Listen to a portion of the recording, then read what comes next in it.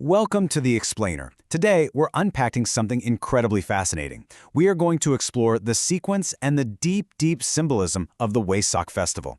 Now, if you aren't familiar, this is a highly esoteric, richly symbolic, and truly globally minded guided meditation.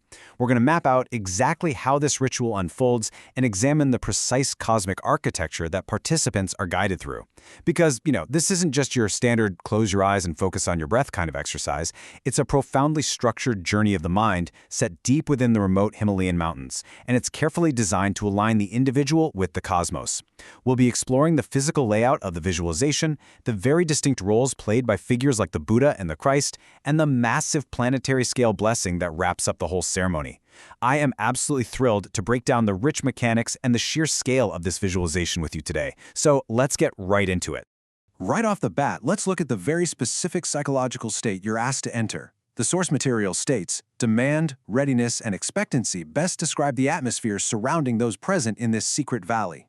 I want you to imagine yourself tuning into this ceremony. The very first thing you're asked to do is grab a simple glass or a vessel of water and place it right next to you. You close your eyes, you take a deep breath, and boom, you are immediately transported in your mind's eye to a secret valley during the time of the full moon of Taurus. This quote really hits the nail on the head. You aren't just sitting there as some passive, relaxed observer. Instead, you're stepping into a landscape that's charged with this deep, almost electric anticipation.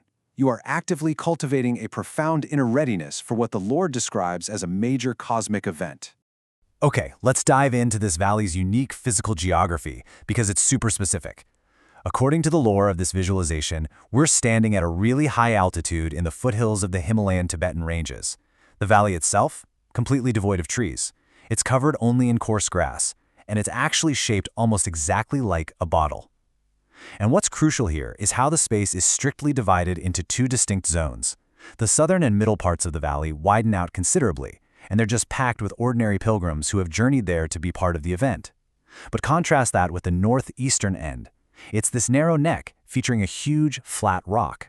Now this area is intentionally kept entirely free of everyday pilgrims. Why? Well, within the context of this lore, it is reserved exclusively for a group of great beings. They're described as the custodians of God's plan for the planet and humanity. It instantly establishes this deep sense of reverence and order. Now, what's really interesting here is the precise spatial arrangement of the primary figures as they prepare for the ritual. Right in front of that huge flat rock in the northeastern end stand what the participants call the three great lords. You have the Christ standing dead center. On his right hand is the Lord of Living Forms, also known as the Manu. And on his left, you have the Lord of Civilization. All three of them are facing that flat rock, and resting right on top of it, a massive crystal bowl full of water. The staging here is just incredibly deliberate. It establishes a clear hierarchy and a powerful focal point for the massive crowd watching them. This isn't just random imagery. Every single position, every direction they face holds a really profound esoteric significance. It's creating a sacred geometry right there on the valley floor before the ceremony even kicks off. As the exact hour of the full moon creeps closer, the gathered masters and their disciples on the valley floor don't just stand around waiting.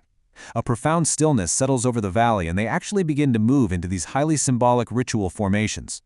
First, they form a five-pointed star, with the Christ standing right at the highest point. Then, the geometry shifts. They move into a triangle, again with the Christ at the apex, and eventually, they shift into a cross formation. And this physical movement in the visualization doesn't happen in silence. It's accompanied by the rhythmic sound of chanted esoteric words and phrases which we know as mantras. The source material strongly emphasizes that this continuous weaving of shapes, combined with the chanting, actively awakens the souls of everyone present. It literally builds this incredibly real, escalating spiritual tension that just reverberates throughout the entire valley. It's preparing the space for the ultimate climax of the meditation. And this brilliantly illustrates how the meditation builds up to its crescendo. We enter what is described as an exact 8-minute manifestation. Everyone in the valley raises their eyes to the sky. First, just a tiny speck appears in the far distance. As it draws nearer, it grows into the distinct, radiant form of the Buddha, clad in a saffron-colored robe and sitting cross-legged. He hovers in the air exactly above the great rock and the three lords. At this exact moment, the Christ intones a great mantram, one that is used only once a year, and the entire crowd bows low to the earth. After the blessing is poured forth, the Buddha slowly recedes back into the distance until he disappears entirely. The whole sequence, from appearance to disappearance, is a highly immersive, step-by-step visualization timed to take exactly 8 minutes of deep, deep concentration. Right at this peak spiritual moment, an incredible invocation is chanted by the participants. They intone, "From the point of light within the mind of God, let light stream forth into the minds of men. Let light descend on earth." Now, the source material claims this isn't just a simple prayer or some passive reflection. It is intricately designed to set up a powerful group vibration. Think of it like a thought current of such immense potency that it essentially bridges the gap, connecting the gathered group of aspirants directly to the very presence of the divine. Within the framework of the Wesak festival, this precise moment of chanting the Great Invocation is framed as the supreme moment of spiritual effort for the entire calendar year. It's literally the energetic apex of the whole guided visualization. Okay, so once the Buddha has faded from view, the crowd rises and the ceremony shifts its focus back to the physical elements in the valley. Specifically, back to that massive crystal bowl of water resting on the great rock. And this brings us to the deeper meaning of the ceremony, which is heavily tied to the symbol of the Aquarian age, the water carrier. The water in the bowl, which is said to have been magnetized by the presence of both the Buddha and the Christ, is distributed in tiny portions. Then, the ordinary pilgrims in the crowd, who brought their own little cups and vessels, actually, remember that glass of water you were asked to have by your side at the very beginning of the explainer? Well, this is where it comes in. The participants drink their water and share it with others. It beautifully portrays a communion meant to carry profound healing and helpful virtues into this new astrological age. So the crucial point is what happens next. Following the water ceremony, the meditation shifts gears entirely. We zoom out from this localized valley gathering to encompass the entire globe. The participants engage in a synchronized blessing of the earth, literally moving continent by continent in their mind's eye. They visualize sending divine light, love, and power down to North, Central, and South America. They bless Asian countries, specifically calling out Japan, Korea, and the Philippines, directing energy for financial and currency stability.